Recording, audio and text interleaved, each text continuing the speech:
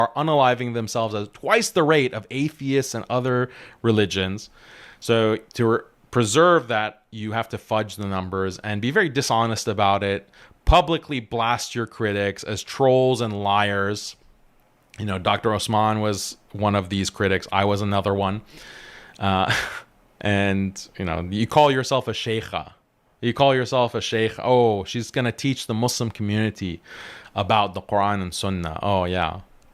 When you engage in this kind of abuse of the community, you're abusing the Muslim community and taking advantage of them, collecting donations on the basis of this scaremongering that you've done. So it's absolutely inexcusable, especially because she's not apologetic. The research hasn't been retracted. She hasn't made any kind of retraction. She still enjoys her position.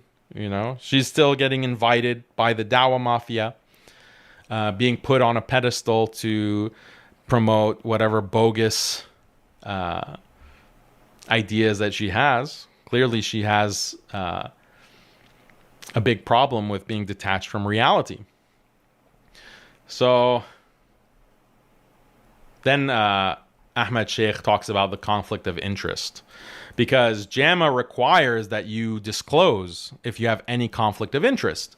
So if conflict of interest means, like, if you're going to publish research on unaliving yourself and you have a organization or an institute that treats or specifically advocates on this issue of unaliving yourself, then that's a very clear conflict of interest. You need to disclose that.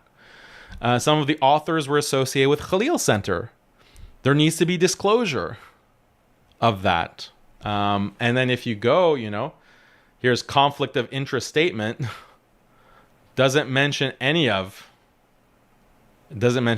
Center, doesn't mention Meristan of Rania Awaad. So this is shocking, unethical, dishonest. So anyway, you can read the details and look at, this is Rania Awaad's pouting, whining, beyond statistics and rebuttals. The real question for me is, what good will come from the massive confusion this thread has caused folks in our Muslim communities? Folks, you know, this is the social justice warrior term, like, oh, the folks. Who uses that, like, as a sheikha or an imam? Like, the folks in the Muslim community already on the fence about mental health, and more specifically about the ever increasing rate of Muslim unaliving yourself. So Ahmed points out that where did she get ever increasing rate? So not only is the rate for Muslim unaliving yourself double, it's also increasing, according to Rania. Just made it up. What research is there to back that it's actually increasing? So she plays the victim, or she plays the martyr, like, oh, I'm just trying to address this terrible problem, and then these troublemakers, these trolls, they come and they cause confusion and they bring doubt onto the amazing work that I'm doing. Can you believe it?